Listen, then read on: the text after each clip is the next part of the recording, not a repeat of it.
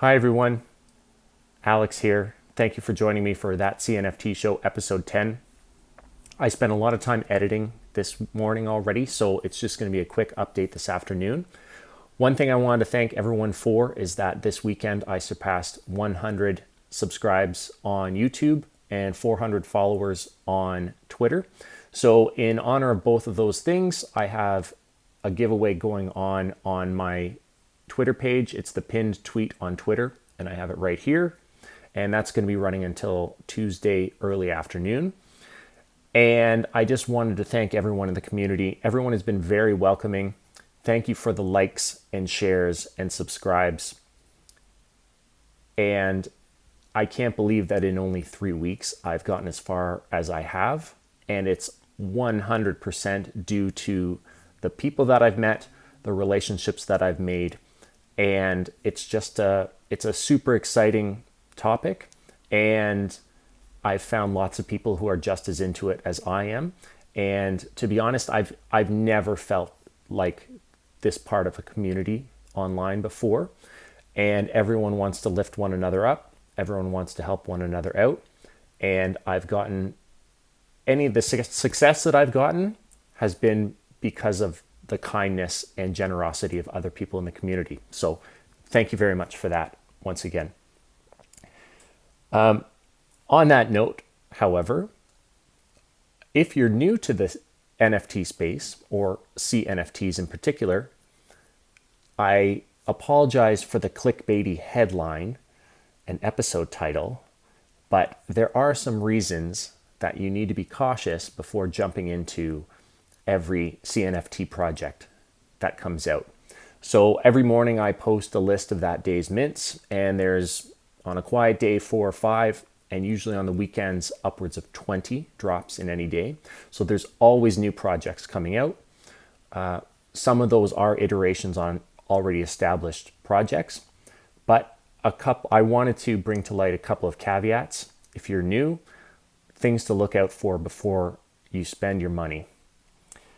So NFTs are very, very fun and very, very risky. So one of the points that I wanted to make that I haven't seen very many other places in NFT Twitter or in the community is thinking about the reason why casinos use poker chips at the poker table or at table games. And this is because it introduces a layer of unreality between fiat money on the outside of the casino, and chips at the poker table, money inside the casino. And it's that layer of unreality that makes it easier to gamble, makes it easier to place bets, makes you less scared of losing that money. Now, I'm a crypto maximalist, not just Cardano, but there's going to be use cases for a lot of cryptos over the next, for the rest of the time that there's internet and we're all connected by these things, there's going to be a lot of use cases. Crypto is going to be around for a long time. However, I still cannot pay my bills in ADA. I can't buy food at the store with them. And they are still a volatile and risky asset. That is, there is a layer of unreality between everyday use of money and buying and selling and trading in crypto. And NFTs are, if crypto is cocaine, NFTs are crack in how much more rewarding they can be and how much more dangerous. They are extremely volatile, not in the same way that cryptos are. Cryptos go up and down in price. Anyone who's been in crypto for any amount of time has seen 10% days, 20% days, 30% days, up or down. But NFTs are completely illiquid. So I'm speaking to newcomers here, but if you buy $100 worth of crypto and it goes down by 10% and you want to sell it, you can still get $90 back. If you spend $100 on an NFT and don't sell it for a few days and the community moves on to something else, you're never getting that money back. Probably.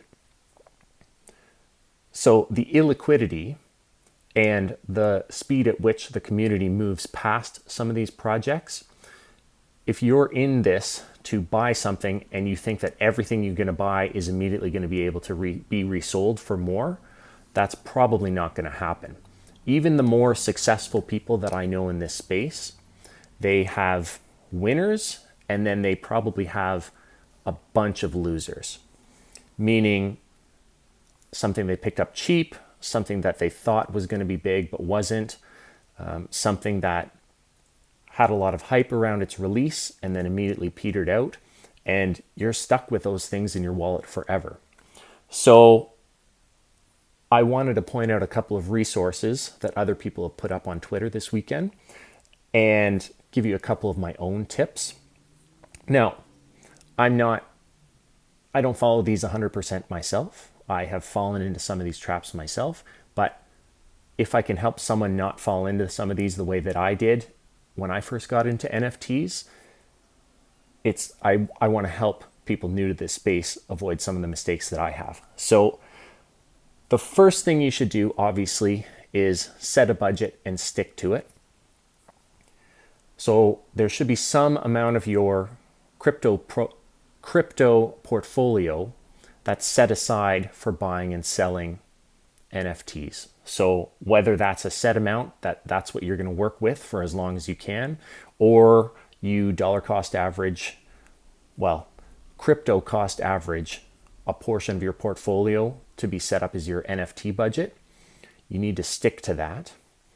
And one of the things that's helped me feel better about making these decisions is think of how much of your household budget, in whatever fiat currency your employer pays you in, what percentage of that budget would you be willing to spend on lottery tickets? NFTs, I think, aren't quite as long a shot as some of these $1 million lotteries with chances where tens of millions to one against hitting the biggest jackpot. But this should be a very small part of your crypto portfolio and an even smaller part, a vanishingly small part of your overall net worth. Find projects that you feel 100% good about and don't give in to FOMO. So if there's any red flags, an absurd number of Twitter followers with no engagement, tons of aggressive marketing and hype, very shoddy art. We've talked about some of these things in the last few weeks, and there's going to continue to be examples of these probably for as long as there's NFTs, because any place where lots of money is flowing in and out and lots of money can be made, people are going to try to cut corners, inflate hype, deliver a terrible product, and then get out of there with everyone's money. And we've seen examples of this lately, obviously. And then my last tip is, buy stuff that if you don't get to resell it, whether because the market has moved forward, it didn't go as big as you thought it would, or didn't turn out to be as good an investment as you thought it was going to be, buy things that if you don't get to resell them, you'll be happy seeing them in your wallet. Like I said, I've got a couple of stinkers in my wallet that I believed were going to be big the day they came out. Sent some ADA to an address and got something back. Someday I may share some of those, but not all of your investments are going to be winners. And like I said, the losers are a lot worse in CNFTs because you'll never get anything back for them. So a couple things to work out for. Now, I also wanted to share a couple of resources that I found on Twitter this weekend. The first is from CNFT World, and Sean, who runs that site, posted this article on their website that I found out via tweet. And it's more of an introduction to someone who has never bought a CNFT before at all. Talks about how to buy ADA, how to send it from an exchange to a wallet, how to participate in a drop, how to find things on the secondary market. And it's more of a how-to guide. It also contains a couple of tips on things to avoid and red flags to look out for. So very helpful. I'll link to that in the description below. And then the second resource I wanted to share with everyone was this series of tweets from Joy of CNFTs.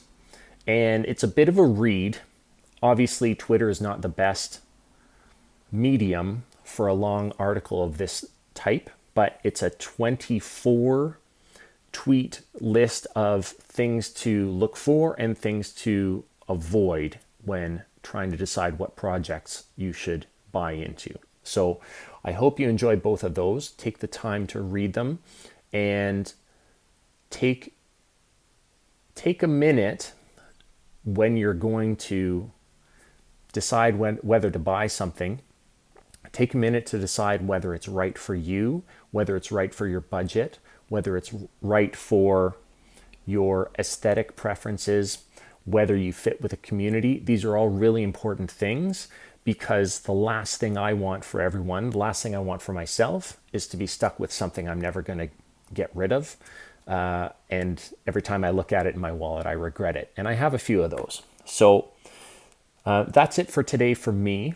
Just a quick one today. I will be back with a longer episode on Wednesday and on Friday, because I have some exciting projects that are coming out soon that I want to talk about. In the meantime, please tune into, I've recently discovered how to operate Twitter Spaces, and this Tuesday night at 2300 UTC, at Cardano Convo and at Latest Bloomer, my buddy Slack, the three of us are hosting a Twitter Spaces where we're going to start by talking about some of our favorite projects that are out right now, maybe talk about some things that are coming up. But what I'd really like for this space is to hear from people who are listening. And if you're just new to the space, it's going to be a great place. We're hoping to start doing it every week. We hosted one on the weekend and getting some great questions about new members of the community who want to learn more and learn what to look out for, what to avoid, and how to find a good project, because we've had some small success in doing that. So again, thank you for joining me today. Again, it'll be a quick one today, but thank you for joining me. Have a great day, and we'll talk to you Wednesday. Bye-bye.